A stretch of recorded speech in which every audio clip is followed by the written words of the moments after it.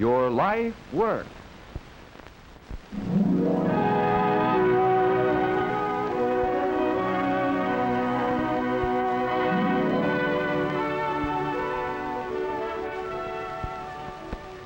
If you want to be a professional nurse, it is necessary to choose a good school of nursing, because only in a good nursing school can you get the preparation on which your future as a nurse must depend.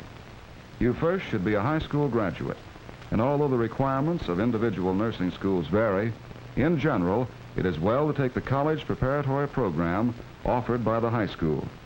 In nursing, as in every other field, the more educational and cultural background you bring to your work, the farther you probably will go. In planning your career, write to the State Board of Nurse Examiners in the state in which you wish to obtain your nursing education for a list of schools of nursing which meet requirements set by law in that state. A growing number of schools of nursing are connected with universities. The largest number are owned and operated by hospitals. Their course of instruction usually covers a period of 3 years and leads to the nursing diploma. Visit the nursing school which you are considering, or at least write for a catalog. Get definite information about the size, preparation, and experience of the school faculty. Find out if the diploma of the nursing school entitles you to take state board examinations. Inquire if the school is approved by the medical profession, and investigate the courses provided for student nurses. Good schools of nursing will admit only those high school graduates who placed in the upper third or half of their class, and give preference to young people who have had work or experience beyond high school. The good nursing school first will be concerned for your own health. You'll be given a thorough medical examination and must meet certain health standards before you are accepted. You will learn to practice rules of positive health, and there should be recreational facilities available for your use and that of your fellow students. Your own personality is very important to the success of your nursing career. The ability to get along with other people is valuable in any profession, but it is absolutely essential to the nurse. You should be strong, because as a nurse, people will depend on you. You should be trustworthy, because people will confide in you. You should be steady, dependable, self-reliant, tactful, sympathetic, and have a sense of humor. You should have a spirit of service and a sincere interest in human beings of all classes and kinds. Your nursing school courses in psychology and sociology will help you in your work with patients and your relationships with other people. And reading nursing literature and other books in the school library will also help. In all good schools of nursing, courses in biology, bacteriology, and chemistry are provided, and it will be very helpful for you to have some background in the science subjects before you enter nursing school. Work in anatomy and physiology must be included, for a knowledge of the human body and its functions is essential in the work of the nurse.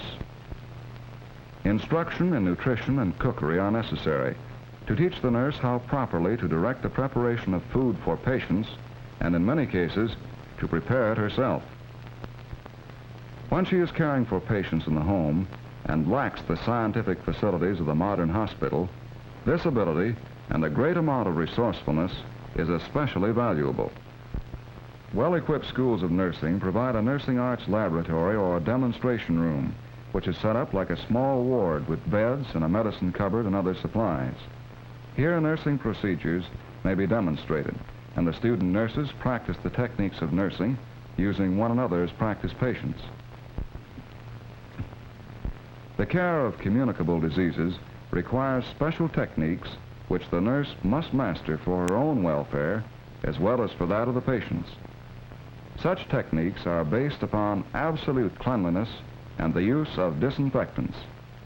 The majority of nursing schools have an arrangement whereby the student nurse receives her room and board, and in some cases other items such as laundry, in return for service given in care of patients under the direction of supervisors. The better schools give valuable instruction during the hours of practice on the wards, including conferences, bedside clinics, and individual assistance from the instructors. During the clinical period, the student nurse should gain experience in medical, surgical, maternity, and communicable disease nursing, the care of children and the mentally ill, and the knowledge of public health nursing. The joy of any girl is justified when she receives the diploma of her nursing school and knows that she is about to begin a constructive career in the profession she has chosen.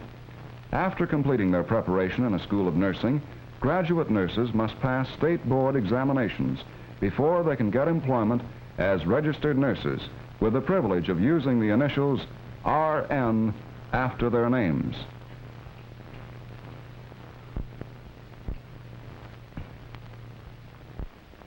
Private duty nurses may be called by a doctor or by some member of the family to give special nursing care to someone who is sick either in the hospital or in the home. Whenever called, the private duty nurse goes, ready to fit in wherever the patient may be, regardless of what the illness is. She usually cares for only one patient and helps that patient through all the stages of the illness.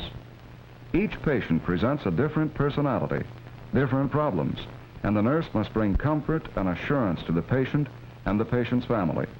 And it is also important that she teach them to guard against future illness. The private duty nurse gains wide experience in different kinds of illness and has a chance to make many friends.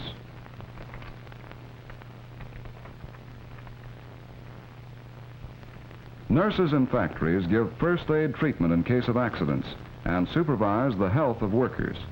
To a great extent, heavy industry employs male nurses who are increasing in number, and other men in nursing are employed in the care of the mentally ill and in prison hospitals.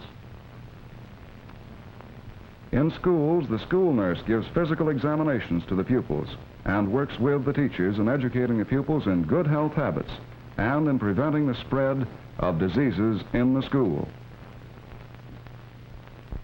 In some fields of public health nursing, the nurse visits her patients in their homes.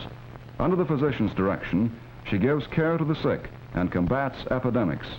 She teaches mothers how to give their families better food and health care. It is due largely to her that many children are given the right start in life and that fathers and mothers are learning the rules of health that lead to happier and more useful living. In great emergencies, an army of enrolled Red Cross nurses can be called together very quickly to give emergency nursing service. The federal government employs thousands of nurses in the Army Nurse Corps, the Navy Nurse Corps, the United States Public Health Service, the United States Indian Service, and in Veterans Administration hospitals. You can see for yourself that there's a definite demand for well-qualified nurses in public health nursing and in government service. For any kind of serious illness, doctors ordinarily recommend that patients be placed in a hospital if possible because of the better facilities and care that is available there.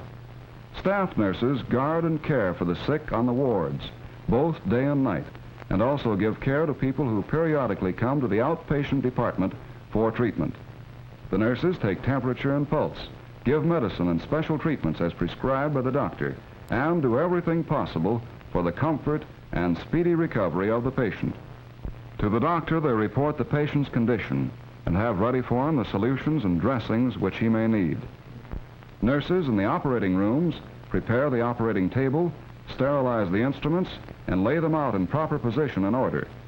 After the patient has been made ready for the operation, the nurse assists the surgeon by handing him the right instruments and materials as required. Nurses on duty in the emergency ward must be prepared at all times to assist in the care of any cases brought in by the ambulances. In institutional nursing, there are a number of administrative positions, including those of hospital superintendent, director of nursing service, head nurse, and supervisor. Many nurses hold positions on the faculties of schools of nursing. Such positions as these are definitely worth planning toward. Preparation for them requires at least some college background, and in many instances, a degree and postgraduate work, in addition to executive or teaching ability. The nurses who deal with the treatment and care of children must be able to apply treatments as specified by the doctor and have a knowledge of proper foods and their preparation, for in many diseases, permanent cure may result only from correction of the diet and be a slow process. Child nursing requires a liking for children and the ability to work happily with them. The nurses in the maternity wards care for mothers and their babies. The chief aim of maternity nursing is a well baby and a well mother who knows how to care for herself and her baby. Part of the responsibility of the nurse, therefore, is to teach mothers the correct care of their babies when very tiny and as they grow older. If you really want to be a nurse, do your best work at all times, both in your preparation and in actual service. In this way will you gain the knowledge, vision, and understanding necessary to make your life as a nurse a successful and happy one.